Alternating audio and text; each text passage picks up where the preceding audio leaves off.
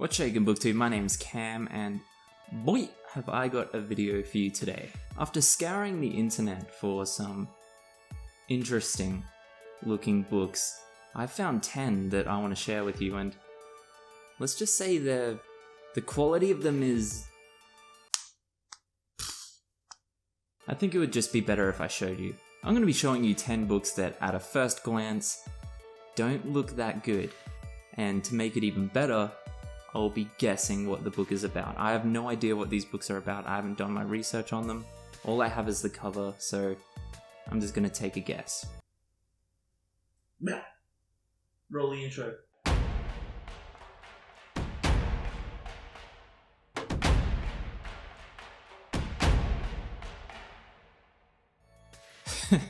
Oh boy.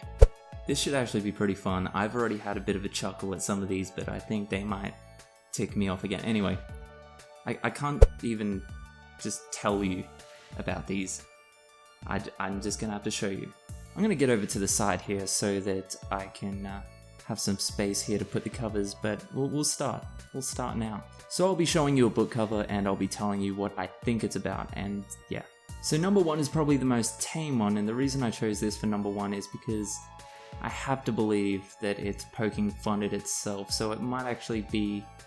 It might look terrible for comedic purposes, but I don't think the rest fall into that same category. But anyway, number one is Tender Wings of Desire, a Colonel Sanders novella. That is a genre of book that I did not know existed, and I didn't even know I needed until now. I literally cannot fathom where the inspiration would have come from for this book, or this novella, but it's too interesting to pass up. It's actually free in a Kindle version, and it's only about 96 pages, so it'd be a pretty quick read, so I'm almost tempted to read it. Anyway, without reading the synopsis, let's take a stab at what I think it's about. Judging by the style, it looks like kind of like the erotica novels that, you know, the trashy novels that everyone's mums read. So I'm gonna guess that this is about a woman who has an abusive husband, and she lives by the ocean, obviously, so there's not a lot of options as far as men go. So she feels kind of trapped. She feels trapped with this abusive husband. Anyway, a mysterious man comes to town one day, boasting about having the most delicious chicken in the land. She's immediately struck by his beauty, his wispy, flowing white hair, his twisty but oh so masculine mustache. But most of all, when she bites into that delectable, juicy fried chicken, it's love. She quickly develops a romance with this mysterious man, and in the end he whisks her away for a life of fried chicken and fried lovemaking. That's the best I got. Next is Zombie Raccoons and Killer Bunnies, and I mean, the cover is bad enough. Quite literally looks like it was done on paint, but to make it even worse, it's not even just a book, it's a book of 15 short stories. I don't know if they're exclusively about zombie raccoons and killer bunnies, but I imagine the theme is adorable animals going on a murderous rampage. I don't know. What more is there to guess about this? It's just, let's say a little kid finds a adorable looking bunny, brings it home, and the bunny eats everyone. I don't fucking know, man. Next is Goodbye Testicles by Anne Welsh Guy, and I'm pretty sure I know what this book will be about. This is a story of loyalty and love that ultimately leads to betrayal. A young dog, let's call him Fido, has a loving family. They're usually pretty nice to him, and then one day they say they're taking him to the park. He's all excited to go to the park, but he's in the car and then he notices, This isn't the way to the park. Where are we going? He starts to panic. Before he knows it, he's being dragged by the collar into a cold and sterile building filled with scary looking people and other animals, other dogs, and they're all yelping and crying, and he begins to get pretty scared, man. Poor Fido's shitting in his boots at this point. And anyway, he ends up getting dragged onto a table. It's like a horror film at this point, and then everything goes dark. When he wakes up, they explain to him that they've had to remove his testicles. The nurse is nice. She offers him drinks that his family normally he never lets him have, but just nothing can replace the empty void left by his nuts. Obviously a story of betrayal, much comparison can be compared heavily to, you know, stories such as Hamlet. There's a lot there. Very moving tale. Next up is Pepe of the Apocalypse, and with this book cover I'm pretty sure I can spot at least 3 different types of fetishes in there. I'm gonna take a guess that Carlton Mellick III designed the cover himself, or at least came up with the idea.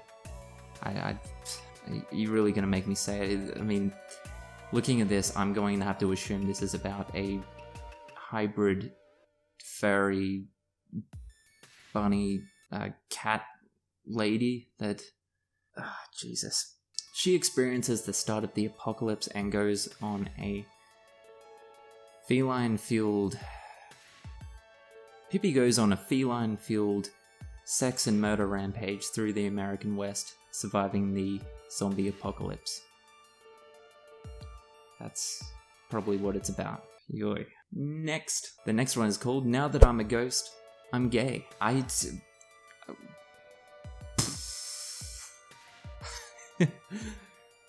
Heterosexual man dies, turns into a ghost, realizes he's gay. The title says it all. Next, Mating with the Raptor.